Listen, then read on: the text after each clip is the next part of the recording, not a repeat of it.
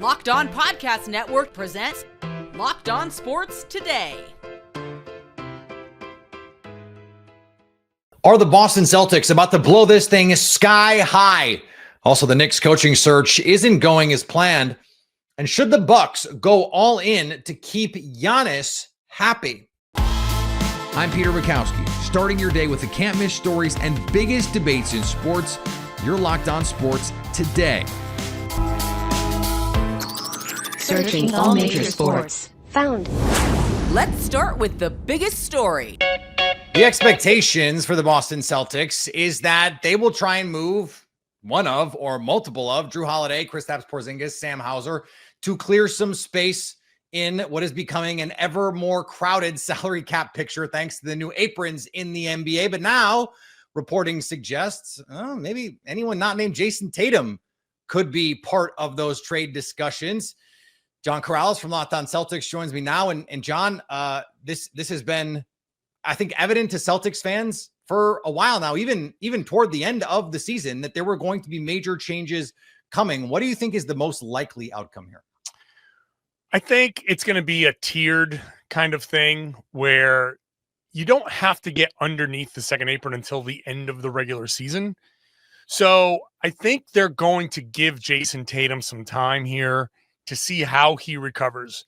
It's very important to note that at 27 years old, at the peak of his physical health, the injury was operated on almost immediately, and the procedure is believed to be one of the innovative types of procedures that has been known to get people back quicker. So there's a lot of things that you're pointing to that can lead to an optimistic result, not your typical Achilles type of result. So the Celtics kind of owe it to the work that they've done.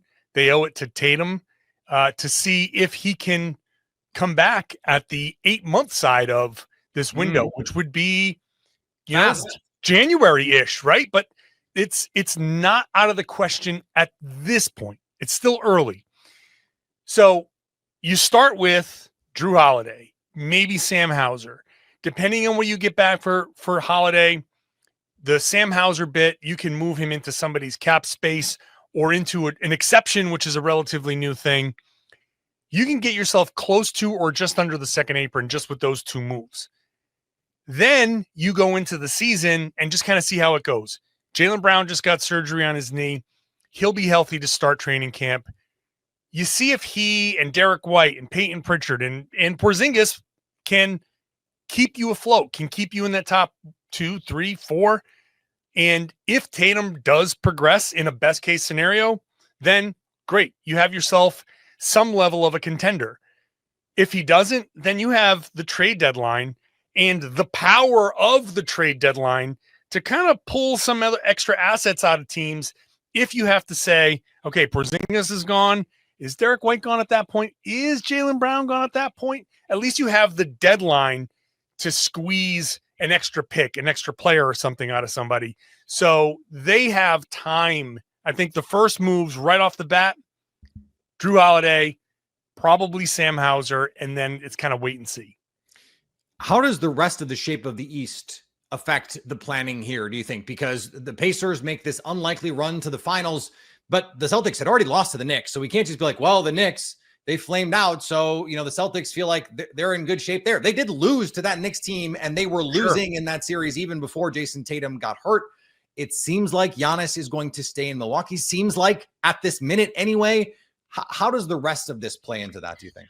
I'm sure there's some consideration, but unless something seismic happens, you can say, look, Giannis was in Milwaukee last year, and that didn't go great. And yeah, the Knicks made a run, and okay, congratulations to them. They're in a little bit of turmoil. You can lean on the fact that have they called you to be their coach yet? Not yet, but I'm sure the Celtics will refuse. I'm sure David Locke will say forcefully, no, thank you. Absolutely no thanks.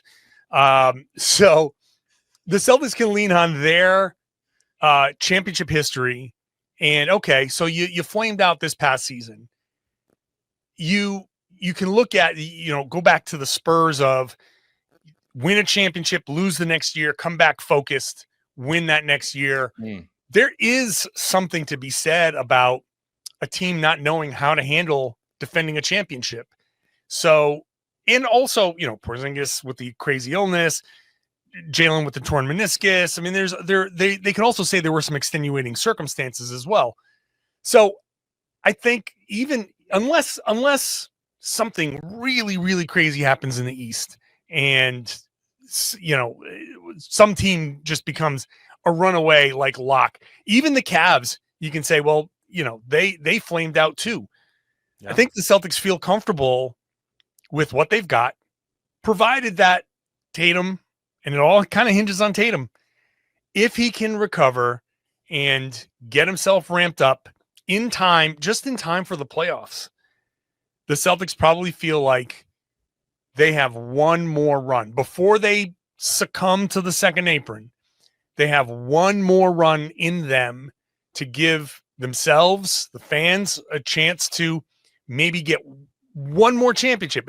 You can even say it's a long shot, but as long as it's a shot, they will make that run. You can stay up to date all year on the Boston Celtics by subscribing to Locked On Sports Today and Locked On Celtics on YouTube or your favorite podcast app. Your Locked On Sports Today. Coming up, does anyone want to coach the New York Knicks? Before we get to that, the Panthers are eyeing back-to-back Stanley Cups. Ever check your bank account and wonder, where did all my money go? Between dining out, online shopping, and entertainment, it's easy to lose track. That's where Monarch Money comes in, your personal CFO, giving you full visibility and control over your finances.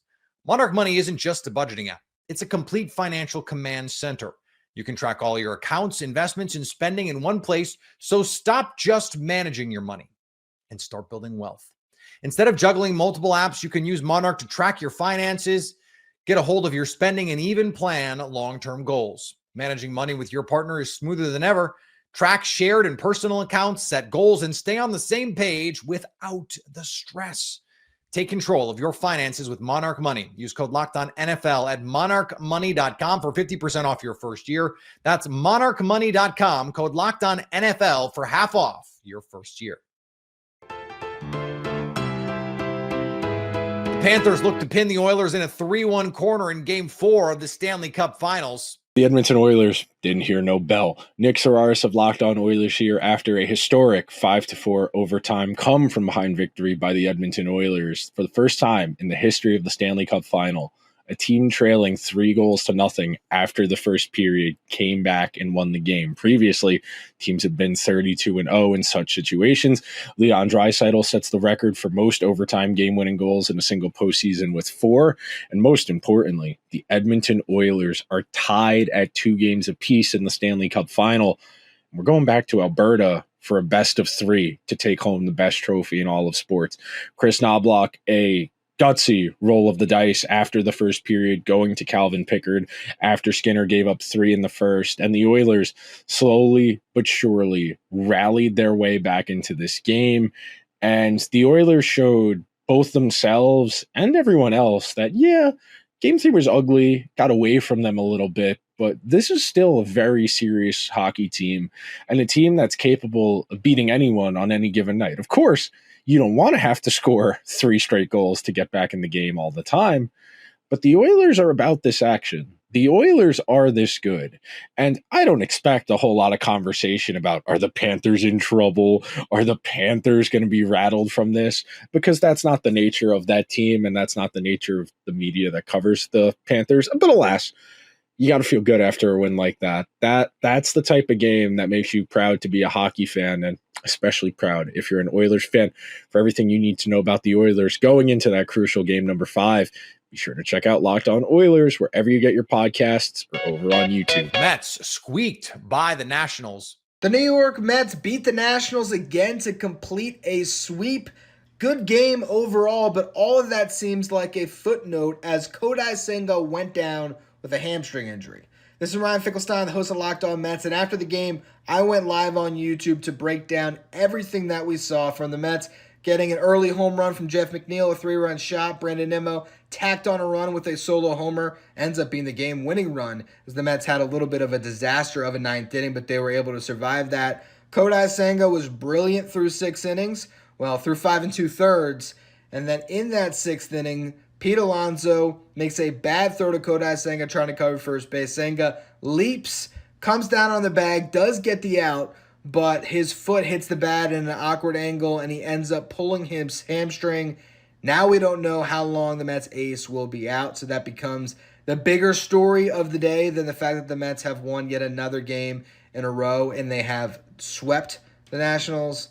All eyes are now on Senga. We'll see what happens with his MRI. We'll see how long he's going to be out for. A very tough blow to what has been the best pitching staff in all of baseball this season. And Patrick Reed pulled off one of the rarest feats in golf Thursday, a double eagle at the U.S. Open. His 286-yard fairway wood found the cup for only the fourth albatross since the tournament started tracking them in 1983. Unfortunately, the rest of the round wasn't quite so magical at Oakmont.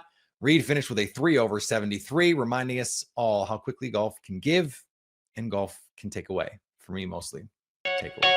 The New York Knicks are still looking for a new coach after being rejected by half the league. Locked On Knicks host Alex Wolf breaks down where the search goes next for New York. Updates on where the Knicks stand in their coaching search. So a few notes first here. So Shams Charania of ESPN says another one. The New York Knicks have requested permission to speak with Atlanta Hawks head coach Quinn Snyder, but were firmly denied. Sources tell ESPN. Mark Stein says the Knicks have now formally requested permission to speak to Mavericks, and this is a hilarious faux pas, assistant coach Jason Kidd, and the request was denied by Dallas League. Sources tell Mark Stein and Dallas Sports. And then Casey Johnson of the Chicago Sports Network said the Knicks requested permission to speak to Billy Donovan for their coaching vacancy, but were denied per sources. The Bulls value Donovan highly for his coaching acumen, communication skills, and ability to connect with players and all members of the organization. Elsewhere, of course, in previous days, it's been reported that the Knicks were rebuffed on asking to speak to Chris Finch of the Minnesota Timberwolves, to Ime Udoka of the Houston Rockets. So there's a lot going on in terms of the Knicks trying to talk to incumbent head coaches around the league. And I think the lesson that we can get here now is that maybe all of this Jason Kidd smoke and all the smoke about various employed candidates around the league was perhaps just that. Just smoke, just the Knicks doing due diligence. Ian Begley did a TV spot on SNY and had a pretty good point here, which was that the Knicks are just kind of kicking the tires on everything. Begley said they're turning over every stone. They're trying to get an idea of who is and who isn't available. He referred to it as a facts-finding mission. And he said what they don't want to happen is, let's say they hire a Frank Vogel. Now, that's not a name I've heard a lot, but that is just the name that he floated out there as a hypothetical. But he said, let's say they hire a Frank Vogel and then find out Jason Kidd was available. That would be a big mistake, but also know the Mavericks have no reason to grant that permission. But behind the scenes, that saber rattling could still happen in terms of Kidd, kind of forcing his way out of town, which again, maybe that's why that scenario gained the most traction out of all of them. Just the fact that everyone's brought up and I've brought up and Gavin's brought up and whatever, that the Jason Kidd has a precedent of forcing his way out of a coaching situation rather abruptly, with the Nets moving to the Bucks a number of years ago. So, it's not completely out of the question that he would potentially try to force his way out. But there's been all kinds of evidence, including, the Mavs hiring a new lead assistant and Nico Harrison apparently telling said person that Jason Kidd is in place and not going to be on the move. I guess we've seen him move guys that we thought were not necessarily going to be on the move before, just this past season, and Luka Doncic. So maybe take it with a grain of salt, but I'm kind of inclined to believe they want to stick with Jason Kidd. They're happy with him.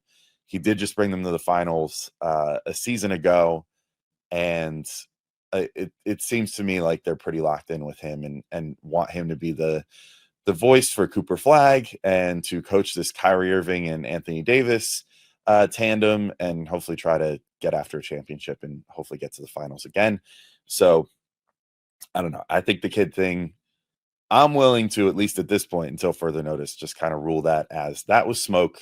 That was just it was something that the Knicks kicked the tires on, and then some places ran with it and, took that as, hey, they're super duper interested. And in reality, hey, maybe they would have given him an interview or whatever, but I don't know that this was like a silver platter situation where they were prepared to just, like, if they got permission with Jason Kidd, they were prepared to just serve up the job to him and say, hey, here you go. Actually, there's a really nice note from Christian Winfield of the New York Daily News, couple paragraphs here that sort of zero in on where that all stands. So Winfield says the Leon Rose-led front office remains, quote, singularly focused on winning a championship. I think that was Leon's own words from the press release.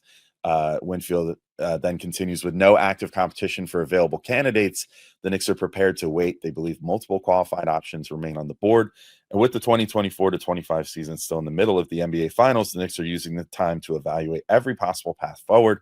With Ott, that's Jordan Ott, formerly of the Cavs, off the board, and Quinn Snyder, Jason Kidd, Ime Udoka, and Finch all unavailable. Chris Finch all unavailable. Former Knicks assistant Johnny Bryant remains a top candidate. So are several experienced coaches who were let go during the season, including Mike Brown of Sacramento, Mike Malone, formerly of Denver, Mike Budenholzer, formerly of Phoenix, and Taylor Jenkins, formerly of Memphis. So that's from Christian Winfield. So stay up to date all year on the New York Knicks by subscribing to Locked On Sports Today and Locked On Knicks on your favorite podcast app. Coming up, what should the Bucks do this offseason to support Giannis? The Milwaukee Bucks haven't entertained any trade inquiries around Giannis and Antetokounmpo, and reportedly, Giannis has not asked to be traded. But what will they do this offseason to help him out? Locked On NBA host Matt Moore and Hayes discuss.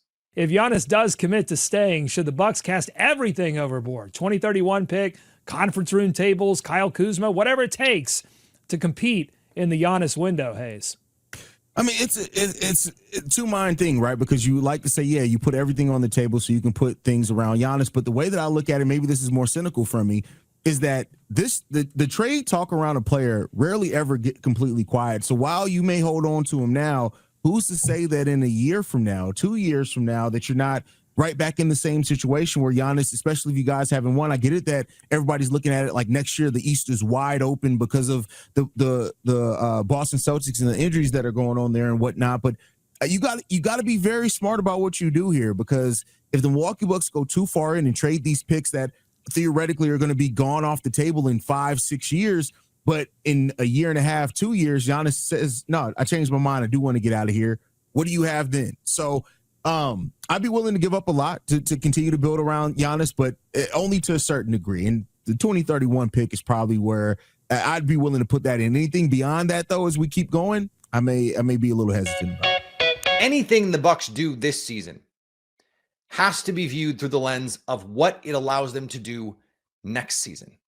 They can't go so in this year, and here where they probably can't win the title, to the point that it hinders their flexibility in 2026 to go out and rebuild this team around Giannis while he's still in his apex prime, which, by the way, he is. And we saw at the end of last year, the Bucks, without Damian Lillard, went on a winning streak when it was Giannis running everything, and then it was role players. It's Gary Trent Jr., it's AJ Green, it's Bobby Portis, it's Taurean Prince, making play, Kevin Porter Jr., rejuvenating his career in Milwaukee, making some plays around him, making open shots, defending so they can get out in transition, where Giannis is the most dynamic fast break player ever.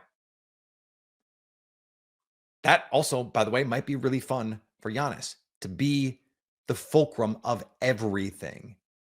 And then in a year, you might have a decision to make with Damian Lillard, or you have some cap flexibility, something that allows you to say, hey, now is the time we can go put together this roster and make another run at this.